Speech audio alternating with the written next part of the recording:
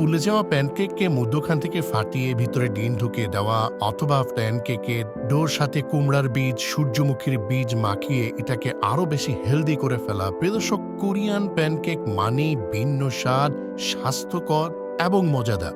যারা বাংলাদেশে স্ট্রিট ফুডে প্যানকেকের বিজনেস করেন অথবা নতুন কোনো স্টার্ট আপ শুরু করতে চাইছেন, তাদের জন্য চমৎকার কিছু প্যানকেকের আইডিয়া নিয়ে আজকের এই ভিডিওটি সাজিয়েছি। তো শুরুতেই বলে দিই, তারা 3 থেকে 4টি হ্যান্ড ডিভাইস, যেগুলোর নিচের অংশ স্টেনলেস স্টিলের রাউন্ড শেপে থাকে, এই হ্যান্ড ডিভাইসগুলো দিয়েই মূলত তারা ডোগুলোকে প্যানকেকে রূপান্তর করে। তো এই প্যানকেকগুলোর ডোগুলোর মধ্যখানে কিন্তু বিভিন্ন ফ্লেভারের চকোলেট মিক্স, ফ্রুট মিক্স, বিভিন্ন ধরনের মিক্স ঢুকিয়ে দেওয়া হয়, যার যেটা পছন্দ। তো হ্যান্ড ডিভাইস দিয়ে কিছুক্ষণ চাপ দেওয়ার পরে প্যানকেকগুলো অনেকটা আমাদের দেশীয় পরোটার আদলে স্থিতিস্থাপক হয়ে যায়। এরপরে সেগুলোকে উল্টিয়ে প্যানকেকগুলোকে কাস্টমারের কাছে সার্ভ করা হয়। বাচ্চাদের পছন্দের কথা চিন্তা করে অনেকগুলো ডোর সাথে স্ট্রবেরি ফুড কালার মিশিয়ে সেগুলোর মধ্যখানে নিউট্রেলা চকোলেট মিশ্রিত করে অনেকটা লাভ শেপের একটা প্যানকেক ডিভাইসের মধ্যে রেখে উপর থেকে চাপ দেওয়া হয়। কিছুক্ষণ রেখে দেওয়ার পরে চমৎকার স্থিতিস্থাপক একটা লাভ শেপের প্যানকেক রূপান্তরিত হয়, যেটা বাচ্চারা খুবই পছন্দ করে, যার ভেতরে থাকে পর্যাপ্ত পরিমাণ নিউট্রেলা চকলেট। এছাড়াও পর্যাপ্ত পরিমাণে মিল্ক পাউডার মিশ্রিত ডোগুলোর মধ্যখানে কালো জিরা এবং বিভিন্ন ধরনের হার্ব মিশিয়ে বেলেন দিয়ে অনেকটা রুটির শেপে নিয়ে আসার চেষ্টা করা হয়। এই ডোগুলোর মধ্যে আগে থেকে পর্যাপ্ত ইস্ট দেওয়া হয়, যার কারণে আপনি মেকানিক্যাল হিটিং ডিভাইসে রাখার পরে সেগুলো যথেষ্ট ফুলে যায়। তো এগুলোকে সরাসরি সাজিয়ে বিক্রি করা হয়, কারণ ফ্লাপি এই প্যানকেকগুলো অনেক মজাদার।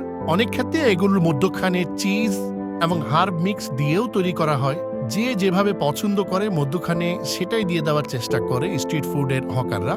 অনেকে তো প্যানকেক কিছুটা ফুলে যাওয়ার পরে মধ্যখানে ফাটিয়ে একটা চুনের সাহায্যে খুব চমৎকারভাবে প্যানকেকের ভিতরে ডিমটাকে ঢুকিয়ে দেয়। বলা যেতে পারে অনেকটা আমাদের দেশের মোগলাই পরোটার আদলে। আপনি দেখবেন যে এই পরোটাগুলো চারপাশ থেকে কেচি দিয়ে কাটার পরে ভেতরটা কতটা চমৎকার দেখায় এবং এগুলা খেতেও খুব সুস্বাদু। আবার কিছু কিছু ডো তৈরি করা হয় অত্যাধিক বেশি মাত্রায় চিজ এবং মিল্ক পাউডার দিয়ে, যেগুলো একেবারে নরম হয়। সেগুলো সরাসরি ডুবন্ত তেলের মধ্যে ভাজা হয়। পাশাপাশি আবার অল্প আঁচে ডিম পোস্ট করার চেষ্টা করা হয়। তো তাদের ডিম পোস্ট করার সিস্টেমটা অনেক চমৎকার। একটা রাউন্ড শেপের এর ভিতরে ডিমটাকে দেওয়া হয় এবং সেখানে ডিমটাকে ভাজার চেষ্টা করা হয়। অন্য পাশে আবার প্যানকেকগুলো ভাজা হয়। বরাবরের মতো এগুলোকেও রাউন্ড হ্যান্ড ডিভাইস দিয়ে নির্দিষ্ট শেপে নিয়ে আসার জন্য চাপ দিয়ে রাখা হয়। এগুলো সানফ্লাওয়ার অয়েল।